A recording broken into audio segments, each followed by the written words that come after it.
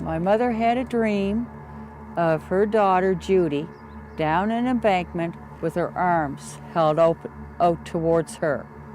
Mom was trying to reach down to Judy, but couldn't get her.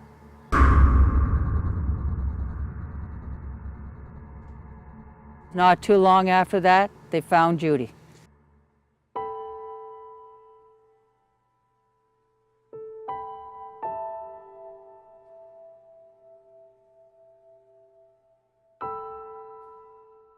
The day before Judy got missing, the group of us were over there at Chocolate Lake, swimming and carrying on.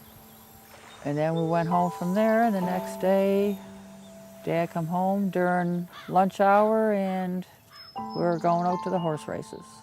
Judy had stayed back because she was possibly going to be going babysitting. So the three of us, Mom, Dad, and me, went out to the horse races.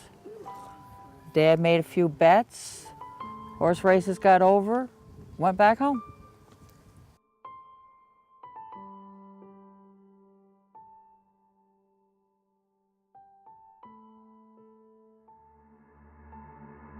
We got home there, the apartment door was apparently not locked.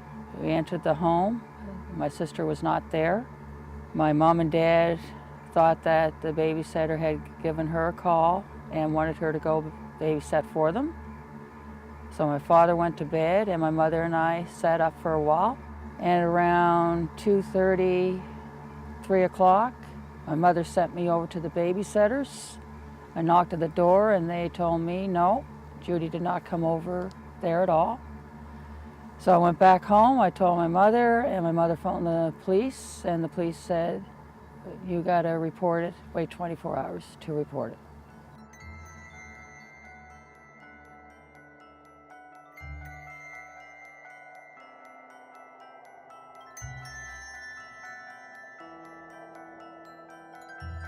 Within that week, first week of us notifying the police that she had not come home, there was an intercom incident there at the apartment building where buzzers were rang.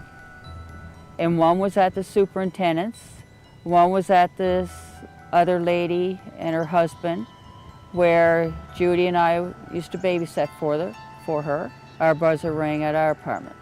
We were sitting down, we were having supper, and when we heard the intercom, and we heard help, help, help 3 times on that intercom, we got directly up. I ran towards the elevator and I heard a scuffle on the 4th floor over my head. I went down to the lobby where Dad had told us that they're all to meet. We contacted the police. The police did not show up until the next day.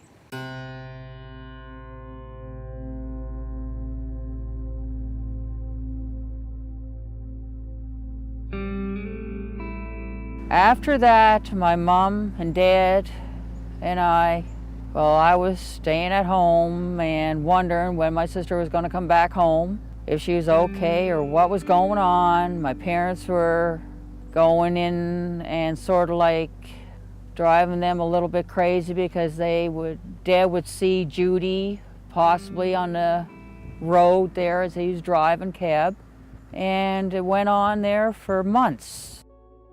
During the 3-month period before Judy was found, my mom had found a pair of pants at the back entrance of Keating Road, had turned them into the Halifax Regional Police Office.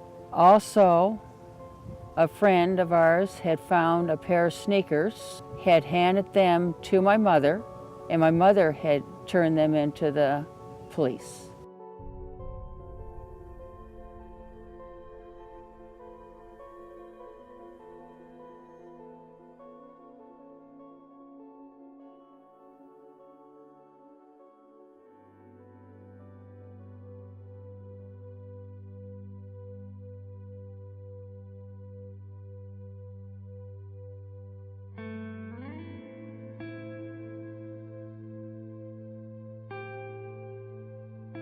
After the remains were found, I come home from school. The police officers had rang the doorbell.